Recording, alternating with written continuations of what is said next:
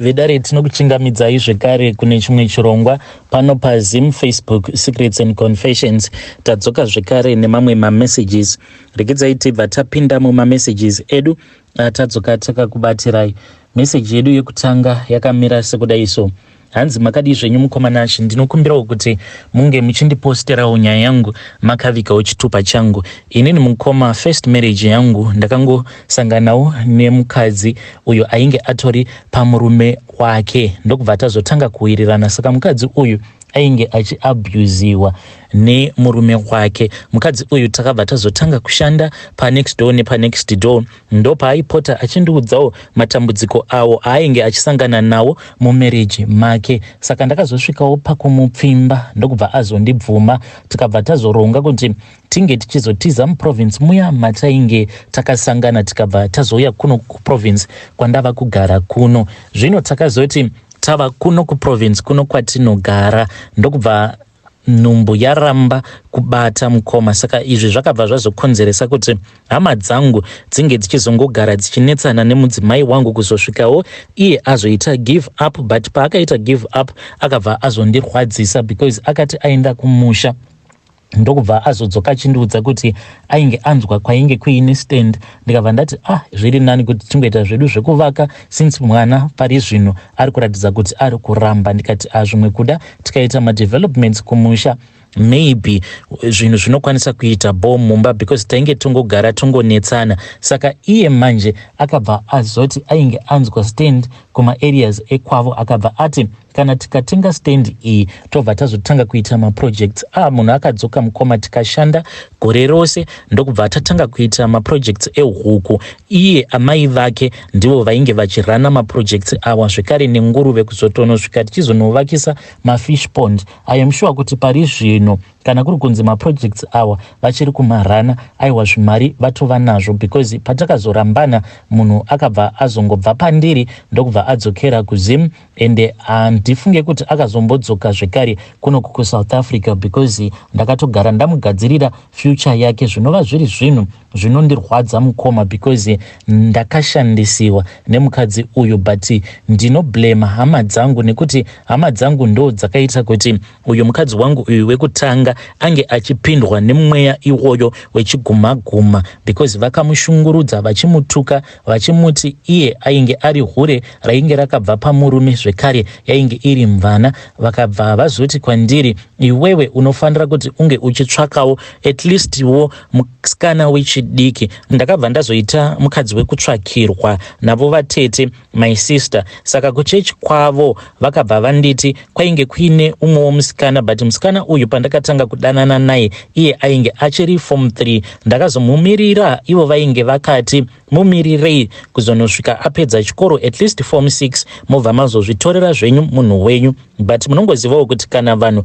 vatotanga kutotaura, vanhu vakagara vaudzana kuti vanodanana, then munozotongopedzisira mava kutongofilana kuti tinofanira kuti tinge tichitombosangana pabonde. Saka ndakamboshingirira form 3 zvekare ndikanoshingirira form 4. Akati ava kunonyora maexams ake, ininiwo ndainge ndiri kumusha ipapo ndokubva tazongosanganawo pachinzvimbo pekuti zvainge zvichitongoda kungoti tinge tichisangana pabonde. Zvino takati tasangana pabonde, iye ndokubva aramba akabva ati nezvawandiita izvi kumba handichadzokeri because what if ndikadzokera kumba ndobva ndazoona kuti ndava nepamuviri apa iwewe wobva wazondiramba, unenge watonditambisira nguva yangu. Ndikabva ndangogamuchira munhu wangu because ndainge ndafadzwawo nekuti iye ainge achiri musikana ainge akakwana. Ndokubva ndazvitorera munhu wangu ndikabva ndanomusiya kumba kwasisi. Apa ndainge ndichiri kuorganiza pekuti tinge tichiwanawo pedu pekugara. Saka ndakabva ndazongotsvakawo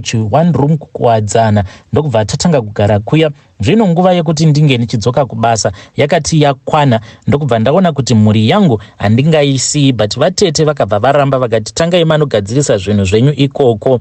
Pandakazodzoka kuno ndo pavakazonditi chitorai mhuri yenyu. Apa nhumbu yainge yava kutoonekera paya, ndokubva ndatora munhu wangu. Apa vanyai vakabva vatumidzirwa tichitira kuti zvinhu zvacho zvinge zvichizotirerukira. Mukoma ndakazoti ndatora munhu wangu, munhu akazotobatsirwa mwana wake tiri tose tiri kuno.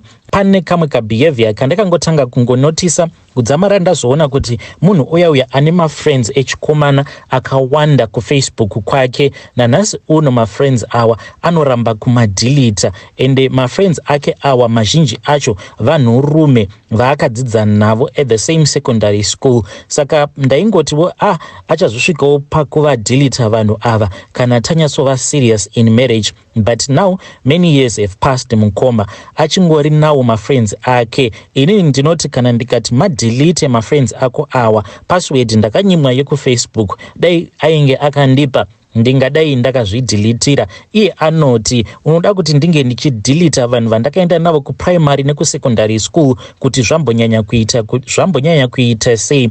Apa chinondirwadza mukoma ndechekuti ndakazofind out kuti pane umwe wacho uyo anonyanya kupiwa respect, zvinova zviri zvinhu zvinondirwadza because ndakazoti ndotanga kuteverera ndichiteverera mafriends ake, ndopa ndakazoona kuti pane umwe muchinda uyo anoratidza kuti iye ari kuCanada. Saka each and every time muchinda uyu paanoposta, mudzimai wangu she is the first person mukoma kuti ange achikomenta. Ndakaramba ndongodzika neprofile yemuchinda uya ndichingotarira apa mind you ndi ex wake munhu uyu watiri kutaura nezvake, ende iye anoti kana achitaura naye anomurespecta mukoma, achimuti shumba, ende anenge achimuratidza respect mukoma, kurakidza umwe munhu asiri murume wake respect pasocial media. Zvinova zviri zvinhu zvinondirwadza kuzonosvika ndichizonomuconfronta. Ndakati ndamuconfronta munhu akatadza kana kundipa mhinduro inonzwisisika inobatika,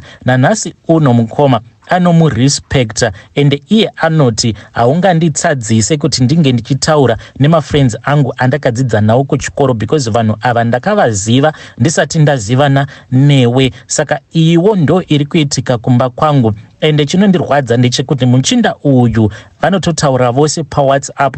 Iye anongoti munhu uyu is married already kuCanada ikoko, nemunhu uyu takarambana, dai tainge tichida kudzokerana tingadai takadzokerana ndisati ndasangana newe, saka regedza kundibohwa. Ndo zvaanongotaura. Ndikangoda kukomenta about this guy kuti iwe udza munhu wako kuti haangakufonere usiku hwakadai, anobva ati usada kundibohwa, anobva aenda obva anogara kudining, vobva vatanga kuita nyaya. Zvinova zviri zvinhu zvinondibohwa zvichindirwadza. Dzimwe nguva ndinotombobatwa nemweya wekuda kutora foni ndobva ndaiputsira kumadziro, ndinozotongozvikontrola hangu. Ndichingoona munhu akangotsikitsira pafoni achiseka, ndikamubvunza anobva ati ndiri kusenderwa majokes nefriend yangu yekuCanada, apa ex yake. Ndoitawo sei nai Vedari ndo message iyo yandakatumidzirwa ichibva kuna mukoma vedu. Zvakangooma hazvo vedu we. Hanzi anoti kana mumba akaona kuti muri dry anobva atoisa kana voice note kufriend yake kuCanada kuti nditumidzirewo ka something mumba izvezvo hamuna kana chikafu, then the guy obva atotumidzira mari. Apa nekudawo kwekuti sometimes zvinhu zvezvakasunga I just keep quiet. Vanhukadzi musadaro wakomana. Zvakangooma hazvo vedu we. Ngatitaurei navo mukoma vedu ava mucomment section. Regedzai tibva taenda panyedu inotevera. Nyedu inotevera yakamira sekudai so. Hanzi makadii zvenyu mukoma Nashe, ndinokumbirawo kuti munge muchindiposterawo nyaya yangu makaviga chitupa changu. Inini ndiri mudzimai ari second marriage, but ndava kuona sekunge it is far much better to move on with my life than kungogara ndichingorwadziswa. Murume wangu pamuromo chaipo ane pamuromo kuita kunge munhukadzi. Mashoko awa akaburitswa mushure mekunge sikarudzi yemurume wangu yamboitawo zvimazuva zvakati kuti ichiramba kushanda. Zvino ndakabva ndazoboekana ndikati kasi mava nemagirlfriends enyu here? Kasi pane munhu akakugadzirai here? Munhu ndokubva atanga kupopota paya. Saka akati achipopota neniwo ndokubva ndazotanga kumupopotera kuzonosvika achiti sikarudzi yangu ingamira sei, nekuti iwewe wakangoita zimugomo, wakangoita ziburi kuzasi kwako uko. Mukoma takabva tatukana kuzonosvika murume achinditi buri rako iwe rakakurisa, kasi wakamboekta pono, ndokubva atobuda zvake. Mukoma ndakachema musi wacho iwoyo. Handizivewo kuti ndoita sei because mashoko awa nanhasi uno ndinonzwa kuti achiri kundikuvadza mumwoyo mangu zvekuti kunyange ndichifamba mukoma, ndaimbova munhu wekuti ndaifamba ndichitonyazokuzvinzwawo kuti ndiripo, kana dressing dzangu dzandava kuita mazuva ano ndava kungopfeka just kungoti munhu haungazofambiwo wakashama, but I am no longer that stylish that I used to be. Kunyange kugeza mukoma ndinoti kana paya ndikadawo kupoda poda, kana ndikangofunga mashoko awa andakaudzwa nemurume ekuti une ziburi rakakurisa, ndinobva ndanzwa ndichiluza confidence yose. Ndingaitawo sei kuti ndinge ndichiva confident again? Zvimwe kuda anorevesa kuti ndinewo kuzasi kwakanyanyisawo kukurisa zvekuti hapanawo angandida kana akanakirwawo neni patinenge tivete tose. Please assist me. Ungaitawo sei kuti unge uchiboostawo confidence yako mushure mekunge waabuziwa nemashoko nemurume wako? Hey, vedare ndo message iyo yandakatumidzirwa ichibva kuna vanzvadzi vedu. Hanzi murume akanditi uko kwakakurisa kasi wakamboekta pono here? Ya, kuita kuseterwa bhomba, kuita kubombewa nemashoko nemurume. Asi ngatitaurei navo vanzvadzi. Hanzi self confidence yangu has been destroyed. Shame. Zvakangoma hazvo vedu we.